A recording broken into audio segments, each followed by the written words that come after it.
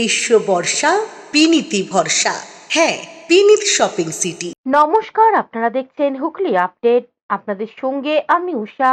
আসছি খবরে। কলকাতা তারাতলায় হাইরোডের পাশে নিম্নীয়মান ছাদ ধসে পড়ল। ধ্বংসস্তূপের তলায় আটকে থাকা শ্রমিকদের উদ্ধার করল সেনাবাহিনী। তারাতলায় হাইরোডের গুদামে ছাদ ধস, ধ্বংসস্তূপে আটকে পড়ার আশঙ্কা একাধিক শ্রমিকের। আশা করা যাচ্ছে 40 থেকে 50 জন। বুধবার কলকাতার তারাতলা এলাকায় একটি নির্মীয়মান গুদামের ছাদ হঠাৎ ভেঙে পড়ার চাঞ্চল্যের সৃষ্টি হয়েছে। ঘটনায় একাধিক শ্রমিক ধ্বংসস্তূপের নিচে আটকে পড়েছেন বলে আশঙ্কা করা হচ্ছে। স্থানীয় সূত্রে জানা গিয়েছে, দুর্ঘটনার সময় বেশ কয়েকজন শ্রমিক গুদামের ভিতরে কাজ করছিলেন। আচমকায় ছাদের একটি বড় অংশ ভেঙে পড়ে। বিশাল লোহার বিম এবং কংক্রিটের ধ্বংসাবশেষ শ্রমিকদের উপর এসে পড়ায় কয়েকজন আটকে পড়েন বলে খবর। ঘটনার পরই এলাকায় ব্যাপক উদ্ধার কাজ শুরু হয়েছে। দমকল, পুলিশ এবং বিপর্যয় মোকাবিলার বাহিনীর কর্মীরা ঘটনাস্থলে পৌঁছে ধ্বংসস্তূপ সরিয়ে আটকে পড়াদের উদ্ধারের চেষ্টা চালাচ্ছেন।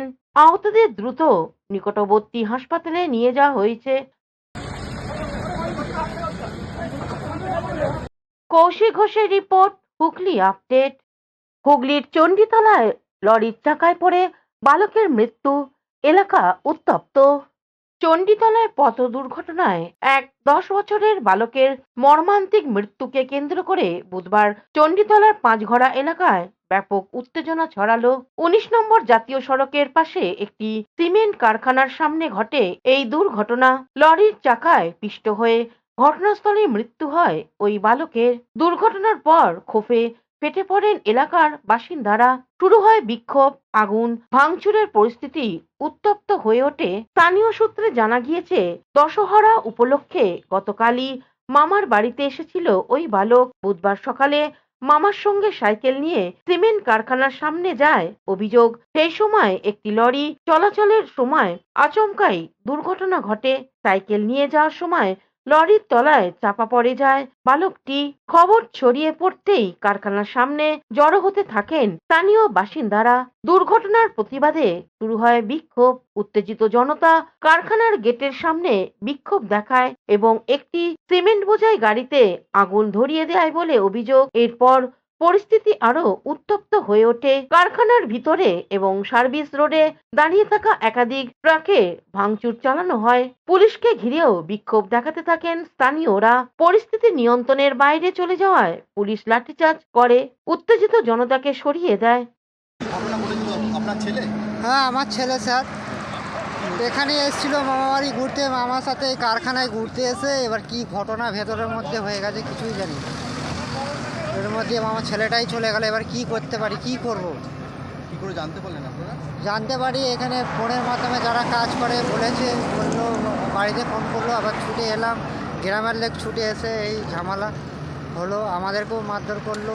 সব ছুটে সবাই চলে গেলাম। তার মধ্যে আমার ছেলেকে নিয়ে কোথায় চলে গেল। এখন বলছে চণ্ডীতলা থানায় নিয়ে গেছে, যেতে হবে। মানে কী করতে এসেছিল আপনার ছেলে? এখানে মামার বাড়ি ঘুরতে এসেছিলো, দশহরার জন্য ঘুরতে এসেছিলো। আর মামার সাথে এখানে কারখানায় ঘুরতে এসেছিলো। তারপরে এই দুর্ঘটনা কী হয়েছে কিছুই জানি না, ভেতরে কী হয়েছে। হ্যাঁ, সাইকেল নিয়ে এসেছিল। আর মামার দেখলাম একটা বাইক পড়ে রয়েছে। হ্যাঁ, মামার বাইক করে। মামাকেও আমি জানি না আমি কী হয়েছে। আমি হঠাৎ করে এখানে এসেছি, তখন লাঠি চার্জ হচ্ছে। আমাকেও মারলো, আমার বউকেও মারলো। বউয়ের মাথা ফেটে গেছে, এখানে রক্ত বেরোচ্ছে, আমাকেও এখানে মারলো। তখন ছুটে চলে গেছি। তার মধ্যে আমার বাচ্চাকে নিয়ে চলে গেছে। আর কিছুই হদিস নেই। এখন বলছে চণ্ডীতলায় থানায় আছে, যেতে হবে। এখন কী করলাম? আমার নাম প্রবীর তাঁতি। আর আপনার ছেলের নাম? প্রীতম তাঁতি। 9 বছর। এখানে কি কোনো পুজো ছিল? এখানে দশহরায়। হুগলি চণ্ডীতলা থেকে আশিস কুমার ঘোষের report, Hooghly update. Hooghly Tarakeswar bus stand এলাকায় বেআইনি হকার কার পার্কিং সরব এলাকাবাসী। তারকেশ্বর বাসস্ট্যান্ড সংলগ্ন রামকৃষ্ণ পল্লী এলাকায় রাস্তাকে আটকে চলেছে বেআইনি বাইক পার্কিং ব্যবসা। ঘটনায় সরব এলাকাবাসীর অভিযোগ, রাস্তার ধারে সারি বেঁধে গাড়ি থাকার জেরে এলাকায় ঢুকতে পারে না কোনো টোটো বা অন্যান্য 4 চাকার যানবাহন। হঠাৎ কেউ অসুস্থ হয়ে পড়লে তাকে টোটো বা অন্য কোনো যানবাহনে করে হসপিটালে নিয়ে যেতেও সমস্যায় পড়তে হবে এলাকার মানুষকে।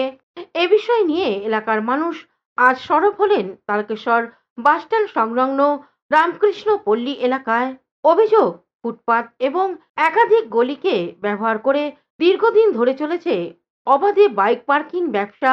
ক্ষুব্ধ এলাকাবাসী সাংবাদিকদের মুখোমুখি হয়ে কি জানাচ্ছেন শুনবো।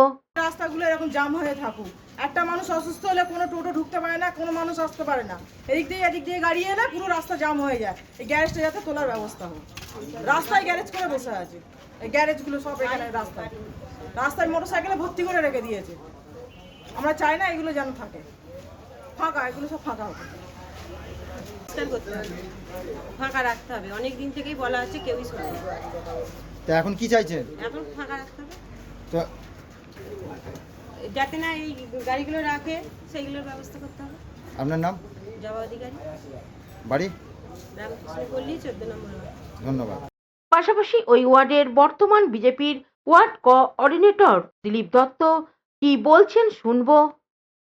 এখানে দীর্ঘদিন এই সমস্যাটা রয়েছে, দীর্ঘদিন ধরে এখানে গাড়ি রেখে দিচ্ছে। গ্যারেজ আছে, এখানে একটা গ্যারেজ আছে। এই গ্যারেজ মালিক দীর্ঘদিন ধরে সকাল থেকে গাড়ি রেখে দিচ্ছে, একটা টোটো অটো কিছু ঢুকতে পারে না। হ্যাঁ, এখানে কেউ যদি অসুস্থ হয়, তাকে যদি ডাক্তারখানা নিয়ে যেতে হয় বা হসপিটাল নিয়ে যেতে হয়, এটা এই গাড়ি সরিয়ে আর করে অনেক সময় লেগে যায়। এর জন্যে আমরা তো ভীষণভাবে প্রতিবাদ করছি। আর এছাড়াও এই বাড়ির যে সমস্ত সদস্য আছে, তারা এই রাস্তার উপরে বরাবর ওইখান থেকে একদম ওই পর্যন্ত ওটা রাস্তায় কুকুরকে কাগজে করে ভাত ছড়িয়ে দিয়ে রেখে দিচ্ছে। ওটা রাস্তায় কাগজ ভাত এইসব ছড়িয়ে ছিটিয়ে করে থাকে। আগে একটা এখানে বন্য প্রাণী যেটা বাড়িতে রাখা যায় না, বাঁদর, সেই প্রাণী পুষে রেখেছিল, তার পায়খানা সব এই রাস্তায় ফেলতো। হ্যাঁ, তার জন্য একটা কেস হয়েছিল, সেই বন্য প্রাণী দপ্তর থেকে সেইটাকে রেস্কিউ করে নিয়ে গেছে। এখন এই সমস্ত জিনিস চালিয়ে যাচ্ছে। আমি নিজে প্রতিবাদ করেছি। হুগলি তারকেশ্বর থেকে আশিস কুমার ঘোষের রিপোর্ট, হুগলি আপডেট। এখন নিয়ে নেব বিজ্ঞাপন বিরতি। বিরতির পর ফিরে আসছি খবরে। শুনো ভক্তগণ, এসো সবাই আজ চিড়া দই মহোৎসবে ইস্কন কৃষ্ণপুর ডাকিতাই জয় গৌর। শুনো ভক্তগণ, রঘুনাথ দাস গোস্বামীর পবিত্র জন্মস্থান চিড়া দই মহোৎসবে এসো সবাই আজ। হরি নামের আনন্দ ধ্বনিতে ভরে উঠুক সমাজ। নিতাই গৌরের কৃপায় জাগুক ভক্তি প্রাণ। কীর্তনার প্রসাদে ধন্য হোক জীবন।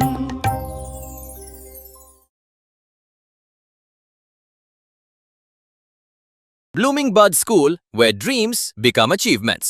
This year, our Class 10 CBSE achievers have made us proud once again, proving that with the right guidance, every dream can become a success story. Our 2026 school toppers, the shining stars of Blooming Bud School, whose hard work, dedication, and determination have inspired an entire generation. Now your child can be the next topper. At Blooming Bud School, we don't just prepare students for exams, we prepare them for life. Here's why parents choose us. A.D. Ghosh Memorial Scholarship 2026 for deserving students. Free IITG and NEET coaching from classes 8 to 12. Smart and digital content-based learning, roller skating and all-round personality development. And a safe, inspiring environment where every child can grow with confidence.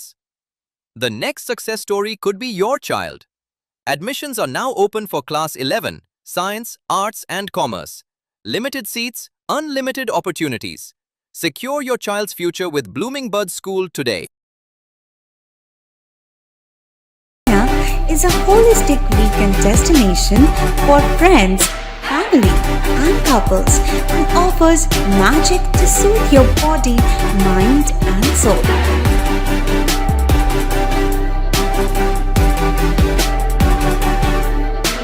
Aqua Marina, your customized magician. Welcome aboard and see the magic unfold.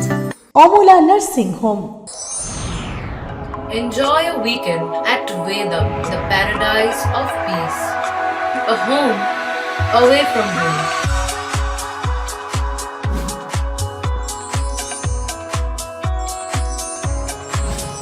See yourself resonating with the nature.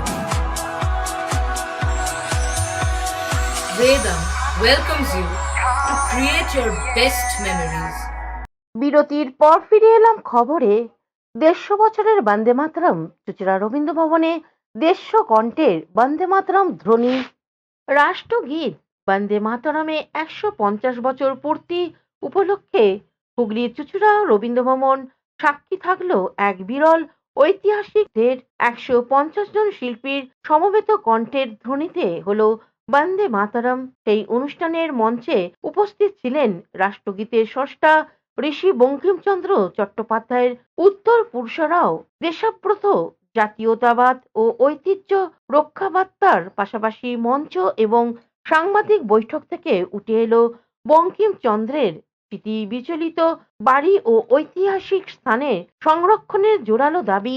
Bharat মাতা সেবা সমিতির উদ্যোগে আয়োজিত অনুষ্ঠানে উপস্থিত ছিলেন হুগলি জেলাশাসক Khurshid Ali Katri, Chandannagar police কমিশনারেটের পুলিশ কমিশনার সুনীল যাদব, সদর মহকুমা শাসক চুঁচুড়ার বিধায়ক সুবীর নাগ, চন্দ্রনগরের বিধায়ক দীপাঞ্জন গুহ, নৈহাটির বিধায়ক তথা বঙ্কিমচন্দ্র চট্টোপাধ্যায়ের উত্তরসূরি সুমিত্র চট্টোপাধ্যায়, বিশিষ্ট কবি ও বঙ্কিম পরিবারের সদস্য জয়দীপ চট্টোপাধ্যায়, ইতিহাসবিদ ও চিকিৎসক ডাক্তার অক্ষম আড্ড সহ বহু বিশিষ্ট ব্যক্তি প্রদীপ প্রজ্বলনের মাধ্যমে অনুষ্ঠানের সূচনা হয়। এরপর 150 জন শিল্পীর সমবেত কণ্ঠে পরিবেশিত হয় বন্দে মাতরম। শিল্পীদের সঙ্গে গলা মেলান উপস্থিতি অতিথি ও দর্শকরাও। রবীন্দ্র ভবনের প্রেক্ষাগৃহ তখন কার্যত দেশাত্মবোধের আবেগে উদ্ধৃত।